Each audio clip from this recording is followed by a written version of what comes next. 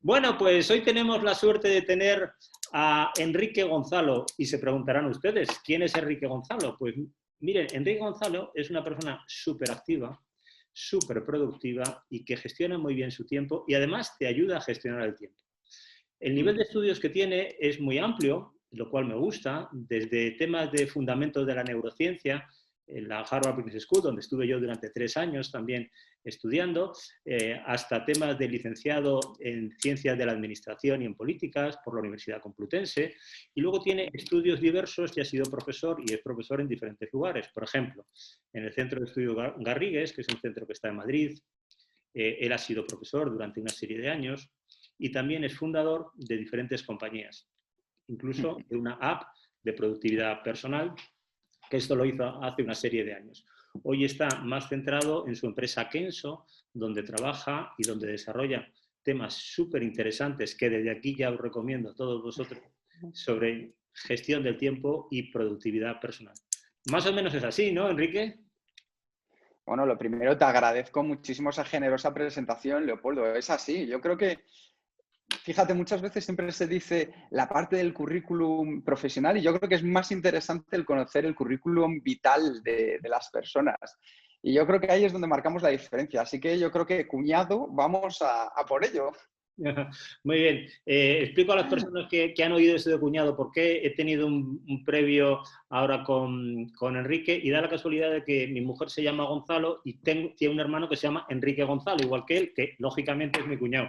Por eso, Enrique, dice en plan de broma, tal y como antes hemos comentado que somos cuñados. Pues yo encantado de ser cuñado tuyo, Enrique. Todo en familia, Pues Leopoldo. yo encantado, muy bien. Bueno, pues vamos a hablar un poquito de gestión del tiempo y vamos a hablar de productividad. Por ejemplo, ¿cuáles serían las cosas más importantes en relación a la gestión del tiempo? Sé que son muchas, pero ¿por cuál quieres que empecemos, Enrique? Pues mira, yo creo que la primera y muy interesante, Leopoldo, puede ser en desmontar el concepto de la gestión del tiempo. Es decir, cualquiera de nosotros que está escuchando o que está viendo ahora mismo este vídeo, Leopoldo, yo le digo, pregúntate quién es la persona que conozcas más organizada en tu entorno. Piensa quién es. Y ahora piensa en la persona menos organizada que también conozcas de tu entorno. Bueno, ¿cuántas horas tienen cada uno de ellos? 24, las mismas. ¿Qué sucede? Que las palabras importan y durante mucho tiempo se habló de la gestión del tiempo, pero como veis, el tiempo no se puede gestionar. Podemos gestionar nuestros recursos, nuestra energía, hacia dónde queremos que nos lleven nuestros objetivos. Y de ahí se pasó a lo que se conoce como la productividad personal. Y también eso poco a poco hay que ir desmontando, porque cada vez que escuchamos productividad, Leopoldo, estamos entendiendo hacer más con menos. Y muchas veces, ¿qué nos ha pasado? Pues que llegamos a casa, nos pregunta nuestra pareja, ¿qué tal te ha ido el día? Y dices, bueno, pues he hecho muchas cosas, pero no he tenido la sensación un poco de avanzar. Y hay veces que llegamos a casa y ante la misma pregunta decimos, oye, pues mira, hoy he hecho una cosa, pero es que hemos avanzado, no sabes tú cuánto. Eso es la productividad, que es hacer más con menos. Nosotros nos gusta hablar de efectividad. Y cuando hablamos de efectividad, hablamos del concepto, Leopoldo, de hacer las cosas correctas en el momento correcto y de la manera correcta. Yo creo que ese es uno de los pilares fundamentales que tenemos que entender si queremos mejorar, luego ya podemos llamarle gestión del tiempo, productividad o efectividad, pero nuestro día a día. Ese es el concepto de hacer las cosas correctas en el momento correcto y de la manera correcta. Muy bien, pues perfecto, Enrique. Estoy haciendo en este momento un cambio de señal porque se te oye un poco como entrecortado, ¿vale? Entonces estoy cambiando a una señal, no sé si tú tienes algún tipo de problema. ¿Me oyes bien? Te oigo, te oigo. Vale, vale. He hecho digamos, un corte. Esto no Un va a salir. cortar. He pasado a otro porque salías como así un poco tal y cual y prefiero corregirlo esto Vale. desde el principio. Muy bien, Enrique, pues perfecto. Entonces, independientemente de la denominación que pongamos, que puede ser efectividad, que puede ser productividad personal, que puede ser gestión del tiempo. Bueno, curiosamente, cuando uno da cursos de gestión del tiempo, en sí la palabra no nos gusta. Vamos, a mí, no sé, yo habré dado unos 50 cursos sobre temas de gestión del tiempo y prefiero hablar efectivamente de productividad personal, ¿no? Y esa productividad personal, como muy bien dices tú, depende de muchos factores, entre otros muchos del propósito, ¿no? Entre otros muchos de Sí. la energía, del foco y demás, ¿no? Háblanos un poquito, si Sí. quieres, del propósito, que sé que es un tema que para ti es importante al igual que lo es para mí. Sí, yo creo que muchas veces, Leopoldo, cuando damos un taller o la gente te pregunta cómo puedo mejorar mi día a día, se focaliza mucho en el qué. Es decir, qué aplicación, qué puedo poner en práctica, si esto me va a resultar más útil que aquello. Sin embargo, yo creo que tenemos que ir subiendo los niveles. Es como pasar de la táctica a la estrategia. Si de verdad queremos cambiar nuestra visión global con un impacto poderoso en nuestro día a día, el propósito es el primer gran paso. Porque el propósito no es nada más que responder ¿para qué me levanto cada día de la cama? ¿Para qué estoy haciendo lo que estoy haciendo? Entonces, el responder esa pregunta nos da mucha claridad. Y esta claridad, a su vez, lo que hace es transformarse en saber priorizar mejor. Cuando uno tiene claro por qué se levanta cada día de la cama, cuál es el objetivo que quiere conseguir a corto, medio, largo plazo, sabe qué tareas le van a llevar hacia él y qué tareas no. Y no significa no hacerlas, significa que a lo mejor tenemos que moverlas hacia otro momento en el que nuestra energía sea menor.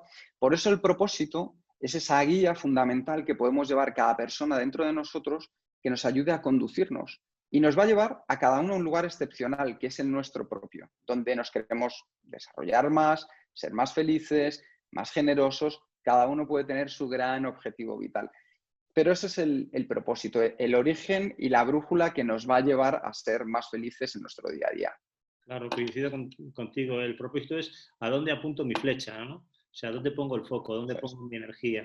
Y efectivamente eso tiene mucho que ver con prioridades, ¿no? Y las prioridades Sí, también las tengo que estructurar, tú lo decías, en base a qué rentabilidad tiene ese tipo de actividades, ¿no? Hablemos un poquito de las actividades de alto rendimiento y las actividades de bajo rendimiento, que es como hablar de elefantes que están saltando una valla, en lo cual tú te tienes que sí, centrar, ¿no? Que son las actividades de alto sí. rendimiento, o hormiguitas que están por ahí y a las que a lo mejor les dedico mucho tiempo, son actividades de bajo rendimiento y a lo mejor debería dedicarle menos tiempo, ser menos Claro. perfeccionista, delegarlas, incluso algunas de ellas no hacerlas y no pasa absolutamente nada porque son actividades de bajo rendimiento. ¿Puede ser que sea así, Enrique? Por supuesto. De hecho, si ahora mismo os pregunto a todos los que estéis escuchando, a ti en concreto, te digo, ¿qué prefieres hacer? ¿Una cosa que dure 10 minutos o una hora? ¿Una cosa para ti o para tu jefe? ¿Una cosa fácil o difícil?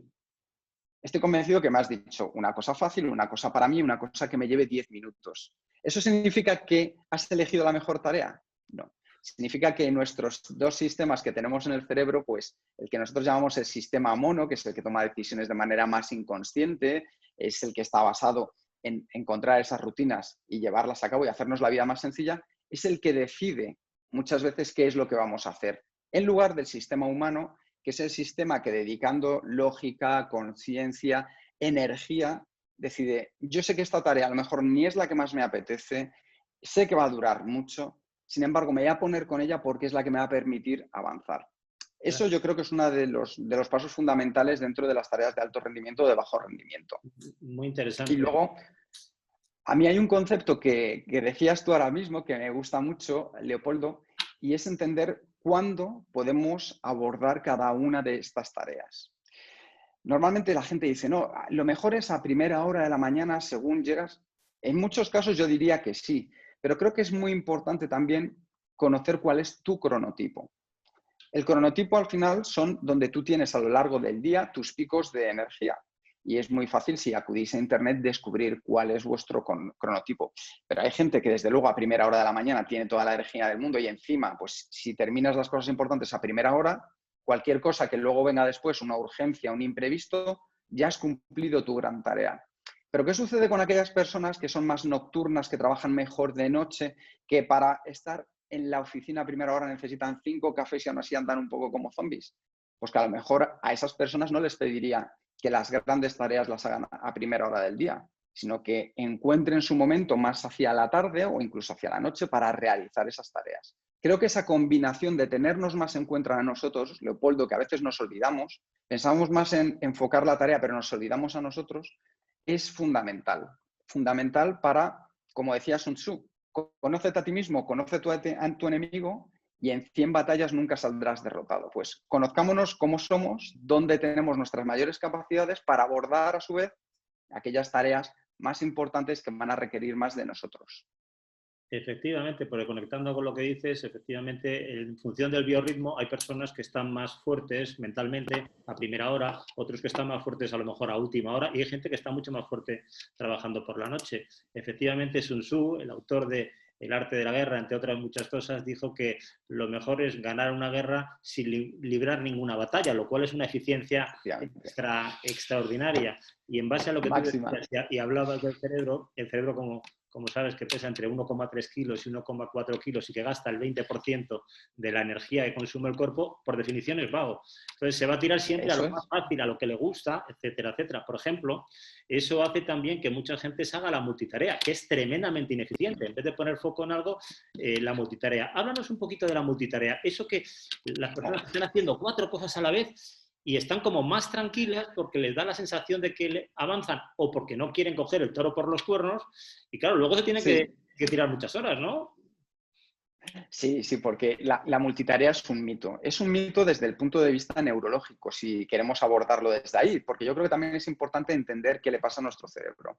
Cuando hacemos multitarea, imaginad que de repente tenéis en la pared 5 enchufes que van encendiendo y apagando las diferentes tareas de tu vida. Nosotros creemos que estamos en las 5 al mismo tiempo, pero no es así. El cerebro necesita conectar una, pero antes de desconectar otra. Y sucesivamente, tantas veces como sea necesario, según vayamos cambiando de tareas. Esto, en términos de energía, como muy bien decía Leopoldo, es un gasto tremendo. ¿Pero qué sucede?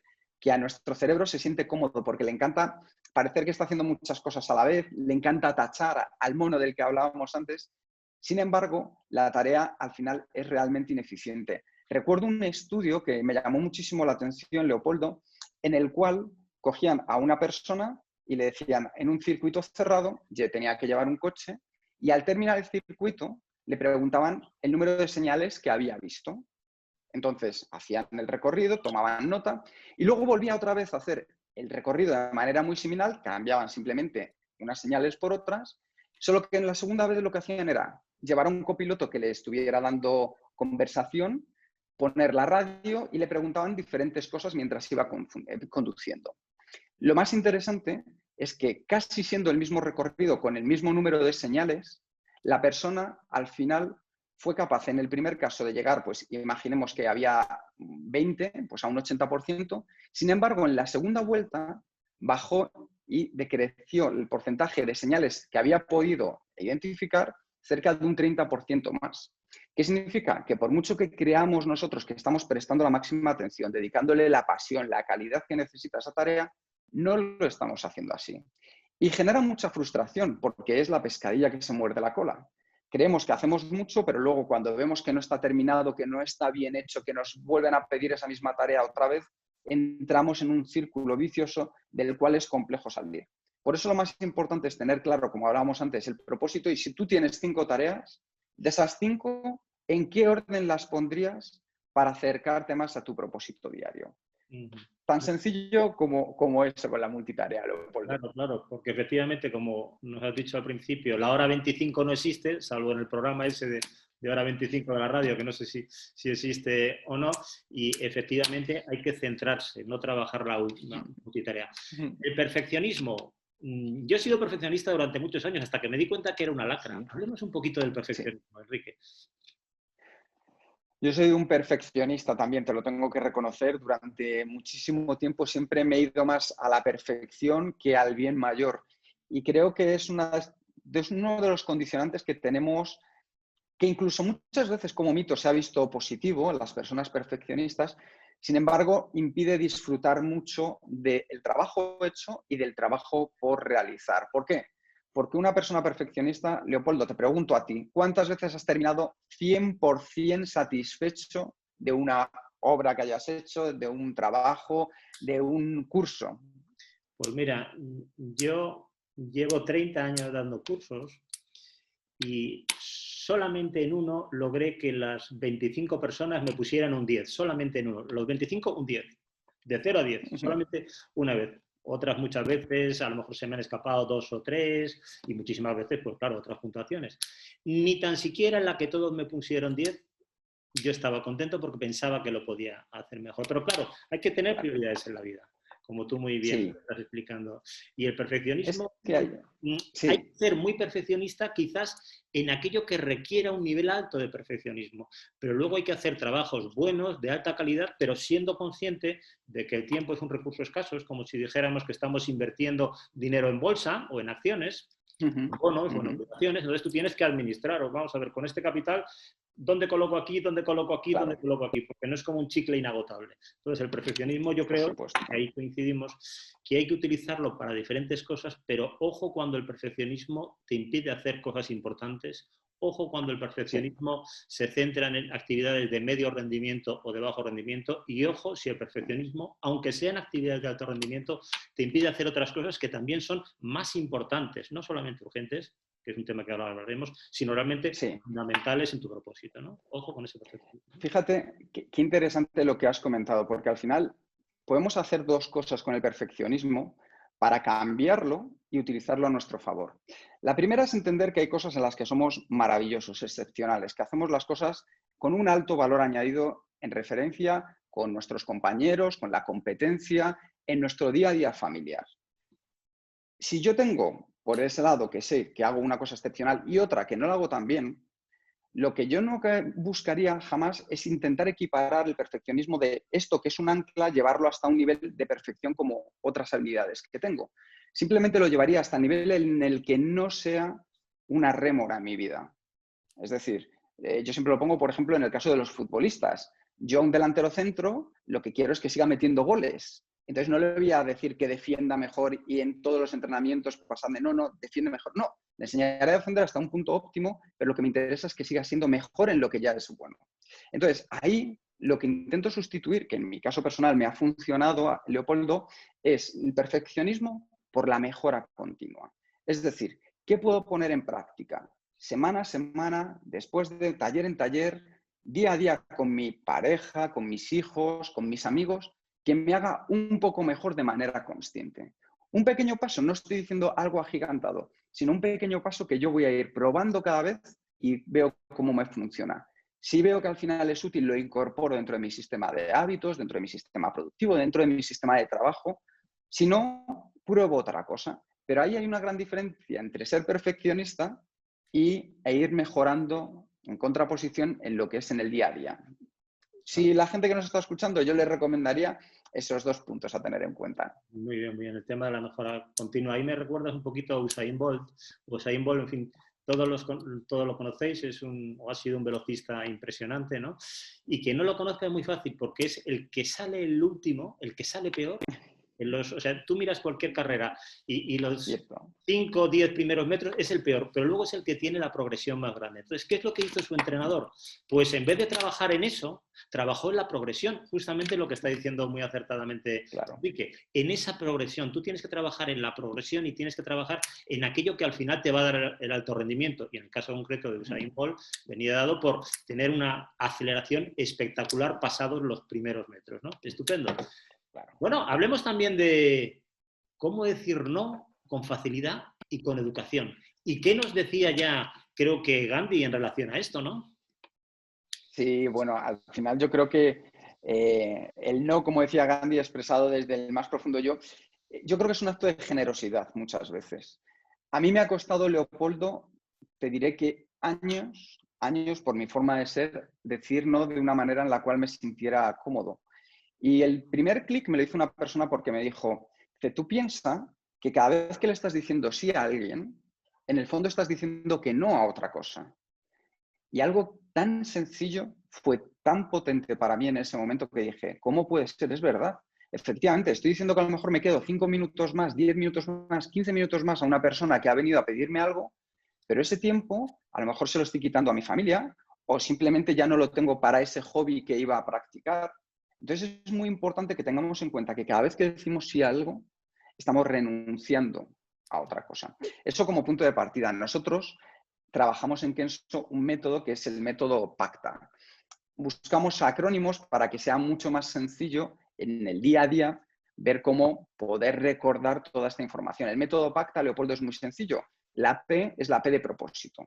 Es decir, tener claro para qué voy a decir que no a una persona. Eso es lo primero, antes de hablar. La A, al final, nosotros lo que hacemos es de buscar una alternativa. Es decir, antes de empezar a hablar, porque esto es una cosa que nos cuesta mucho, necesitamos escuchar. Y es importante que nosotros tengamos claro qué es lo que vamos a hacer, qué queremos tener en cuenta, pensando antes en ofrecer una alternativa, tender puentes. Y yo siempre digo que en estos puentes lo que tenemos que hacer también es poner un poquito de chispa, un poquito de picante, Leopoldo. ¿Qué significa esto? Que si alguien me dice, oye, ¿te puedes quedar 5 minutos? Yo todavía no, pero en mi alternativa, en esa, voy a decir, mira, a lo mejor no me quedo, pero mañana si quieres venimos media hora antes y lo vemos, para ver si de verdad esa persona lo necesita a la hora de decir que no. Después viene la C, que la C es el compromiso, es el de verdad entender de manera empática a la otra persona, en saber que tenemos que llegar a un acuerdo de un ganar-ganar en ambos casos, que no es ejecutar un no, sino es cómo puedo seguir construyendo una relación sana con esta persona a través de un no. Porque no tenemos que decir en la familia, a los amigos, en el trabajo, y muchas veces nos va a costar demasiado. Entonces, ese compromiso tenemos que tenerlo ahí en mente. La parte de la táctica, que ya es cuando lo ponemos en práctica. Y nosotros cuando lo ponemos en práctica, la recomendación es comenzar con la parte positiva. ¿Por qué? Porque si yo directamente te digo, Leopoldo, no puedo hacer esta entrevista, en nuestro cerebro se genera automáticamente ya una colisión, un conflicto entre uno a otro. Sin embargo, si digo, oye, muchísimas gracias por la invitación que me has hecho a esta entrevista, la verdad es que me encanta. No obstante, ahora no puedo hacerla porque durante una semana, 2 semanas, voy a estar focalizado en un curso que tengo que hacer. Si te parece, lo que vamos a hacer es después, dentro de 3 semanas, yo te ofrezco cualquier día de mi calendario para poder tener esta entrevista. Entonces hacemos un sí, incorporamos el no y terminamos con la alternativa que habíamos visto antes.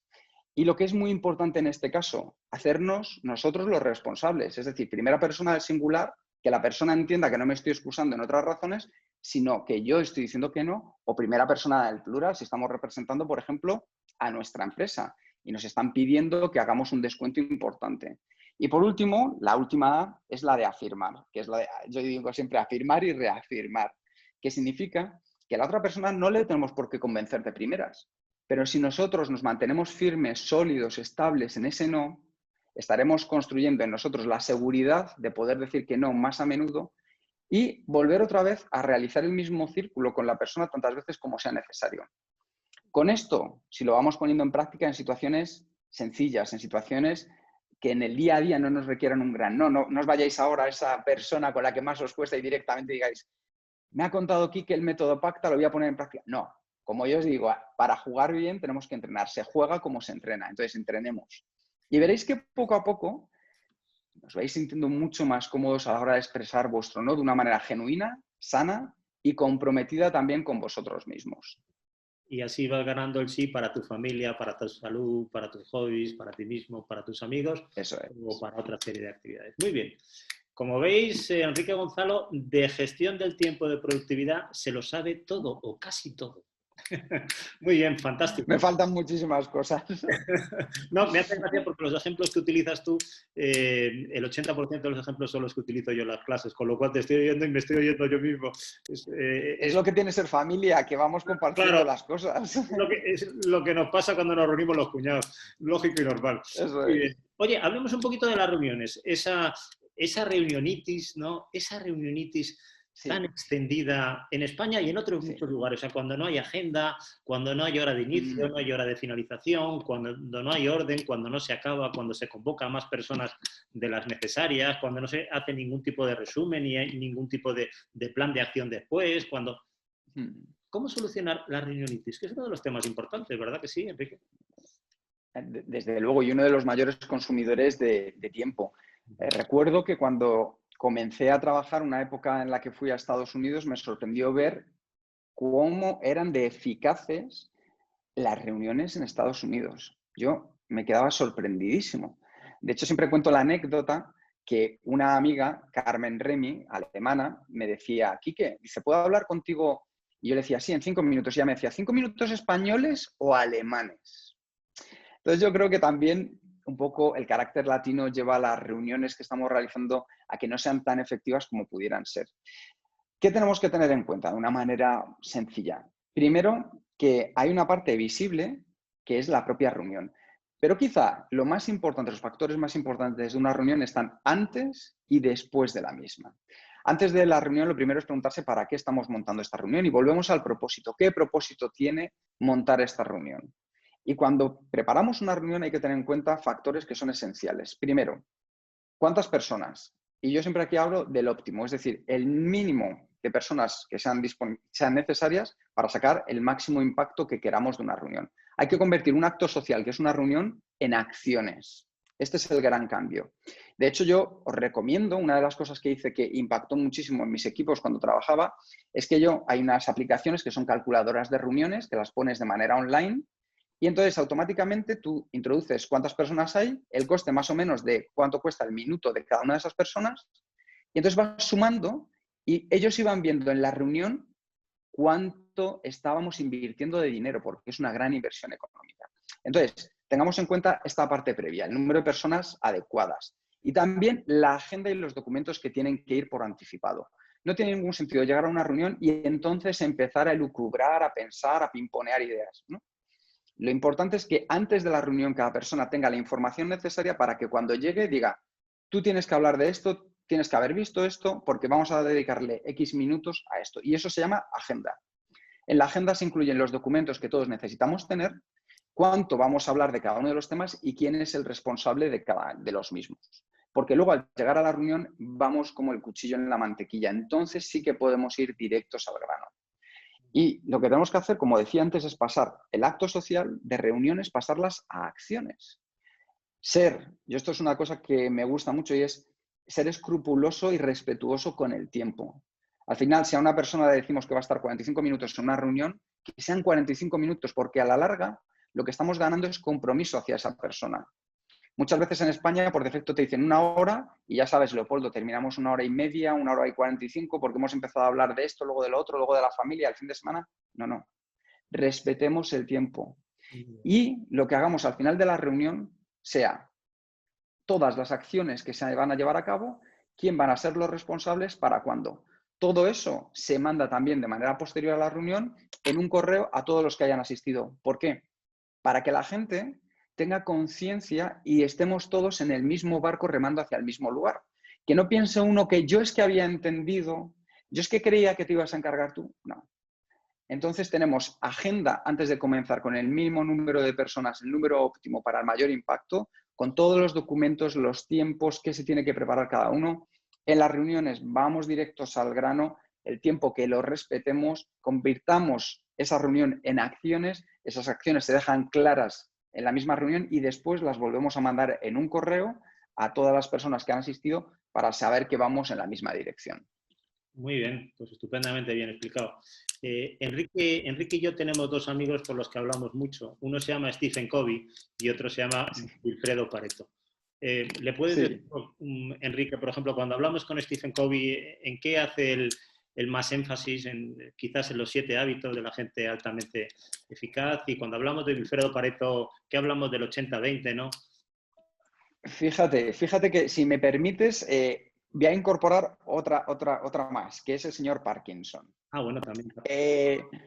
Yo creo que hay varias leyes de la productividad que son muy interesantes y en el caso de Stephen Covey os recomiendo su libro de los 7 hábitos de la gente altamente efectiva, porque es un libro que justo hace poco en Kenso Círculo, que es una pequeña comunidad que tenemos de pago que nos ayudan también a poder estar y lanzar el podcast y los vídeos que hacemos, reseñamos una vez al mes un libro. Y el último que hicimos fue el de Stephen Covey, los 7 hábitos de la gente altamente efectiva. Yo es un libro que recomiendo y que recomiendo porque ha envejecido bien. A diferencia de otros métodos de productividad, tiene unos factores comunes que yo creo que a día de hoy siguen estando presentes en la sociedad. Sí me gustaría que los descubrierais por vosotros, porque la historia es muy cercana, no es un libro técnico. Y yo creo que a lo mejor os contaría el tráiler, pero prefiero dejaros con esa sensación de aperitivo. Leedlo, porque os puede ayudar muchísimo en el día a día. Wilfredo Pareto decía una cosa clarísima y es que el 80% de la riqueza en Italia correspondía al 20% de los agricultores. Entonces, ¿qué significa? Que hay un 20%, si lo trasladamos al mundo de la efectividad personal, hay un 20% de tareas que te aportan un 80% de resultados. Centrémonos en esas tareas esenciales, porque son el corazón de vuestro trabajo. Si sois capaces de identificarlas, que es sencillo porque están cerca de lo que es vuestro propósito, avanzaréis. Y siempre lo digo que al final es una cuestión de ir dando pasos hacia adelante en una dirección que tú has elegido, no que otros hayan elegido por ti. Y si vosotros conseguís llevar al señor Pareto a vuestro día a día, os ayudará mucho. Y otra, porque yo la he sufrido, es la ley de Parkinson, que el señor Parkinson decía que una tarea se expande tanto como el tiempo disponible para realizarla. Entonces, si tenemos una tarea que la podemos hacer en 2 semanas, ¿cuánto creéis que va a durar el tiempo que vamos a hacerla? 2 semanas. Entonces, lo importante ahí es que intentemos comprimir, acotar siempre bien los tiempos. Y no estoy hablando de ponernos fechas límites ni nada parecido, Leopoldo.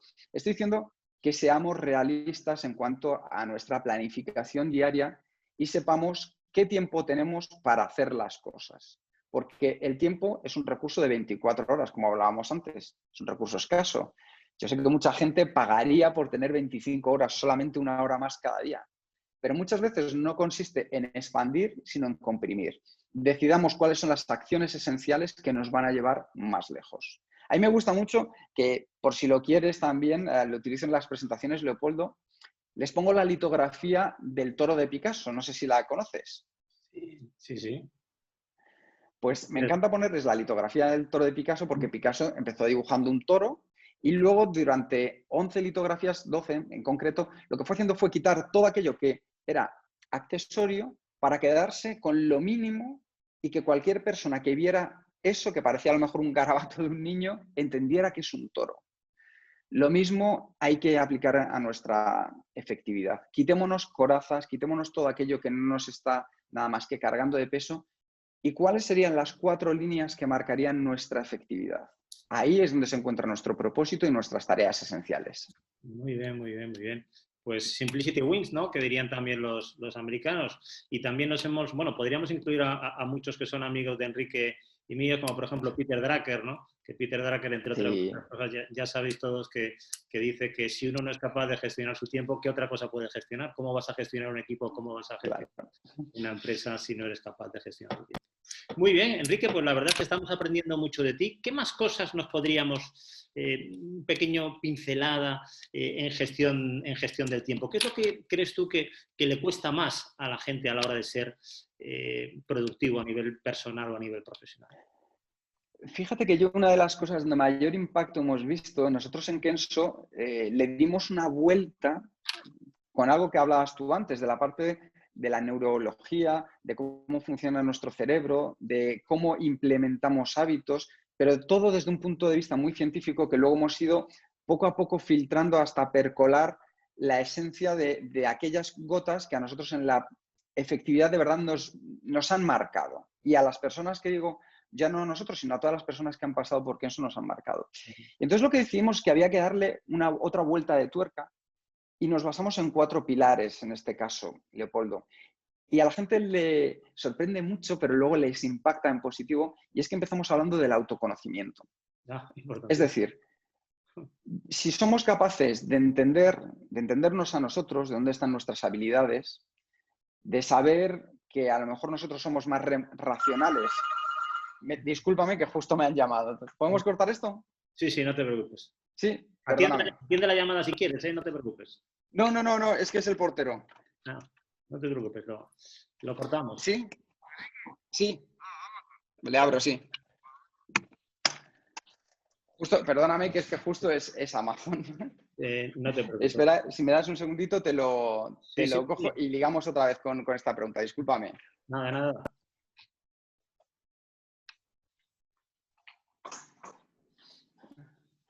¿Abres tú, Zaira? ¿Abres tú?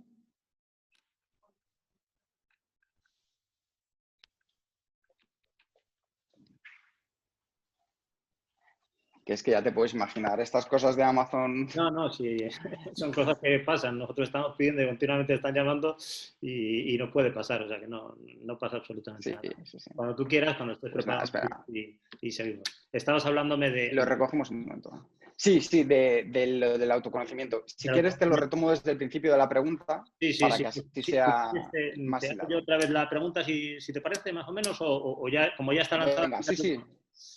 Adelante, como tú prefieras. Vale, bueno, pues Enrique, estamos hablando de muchas cosas, son cosas muy interesantes, pero bajo vuestro punto de vista, bajo tu punto de vista, ¿cuáles serían los elementos más difíciles de gestionar en el tiempo? ¿Cuáles serían las claves? ¿Has estudiado o has analizado un poquito cuál sería la Sí, principal? mira, de hecho, de una de las cosas que comentabas tú antes acerca de la neurología, para nosotros hemos trabajado durante muchos años en darnos cuenta por qué en los talleres de efectividad había personas que se iban y les impactabas y había otras que sí les gustaba, pero luego hablabas después del tiempo y no habían conseguido eso que nosotros yo creo que buscamos, que es esa transformación en positivo de las personas. Y lo que nos dimos cuenta, Leopoldo, es que había que trabajar mucho más en conocerse cada uno de nosotros cómo somos, nuestras habilidades, nuestras áreas de mejora, esos puntos ciegos que a veces no somos capaces de reconocer, pero que proyectamos a otras personas, y que desde ahí era mucho más sencillo entender por qué somos como somos en el mundo de la productividad. Muy sencillo. Una persona que es más racional, a la hora de ser productivo, le gustará mucho más el número, el orden, el proceso. Sin embargo, si eso se lo lleva a una persona más emocional, a lo mejor lo que estoy haciendo es que parezca que coarto su libertad para pensar, para crear, para organizarse a su manera. Entonces, entender cómo somos cada uno de nosotros, si más emocionales, más racionales, más extrovertidos, más introvertidos, nos hace conocernos mejor, pero también entender por qué los demás hacen las cosas a su manera y ver cómo podemos adaptarnos para sacar lo mejor también de ellos. Ese gran paso, nosotros en Kenso lo que hicimos fue cambiar el orden y poner 4 pilares. Y el primero es el del autoconocimiento, que es ese. Después el propósito, el segundo pilar, que es el que hemos comentado antes. El tercero ya es el que pasas a la organización y la acción, que tiene más que ver con lo que todos podemos conocer de prioridades, con todo lo que tenemos que pensar acerca de nuestros hábitos, de cuáles nos llevan más lejos o no. Y el cuarto es el entorno. Quizá, resumiendo, los 3 primeros pilares que se enfocan mucho más hacia nosotros, de dentro hacia afuera, es donde podremos trabajar. Si somos capaces de aquellas cosas que están bajo nuestro control mejorarlas, mejorará nuestro entorno y nos sentiremos mucho más satisfechos y con muchas menos decepciones, porque muchas veces pensamos en hacer mejores a los demás, pero quien deberíamos de estar cambiando somos nosotros. Si damos esa vuelta hacia adentro, nos miramos y buscamos cómo podemos ser más efectivos desde nuestras propias habilidades, es un paso de gigante. Así que os animo a todos a dar ese primer paso de gigante. Muy bien, pues nada, muchísimas gracias, Enrique. Nos has hecho una perspectiva muy detallada, muy completa, con ejemplos muy gráficos, entrando a tierra, con cosas directamente aplicables. Bueno, pues ha sido estupendo tenerte. No solamente eres un gran profesional, que ya lo has acreditado más que sobradamente, sino para mí otra cosa más importante todavía que esa, que eres una gran persona. Pues un placer Te lo agradezco mucho, Leopoldo. estar contigo y hasta la próxima. Un saludo fuerte. Hasta dentro de muy pronto a todos.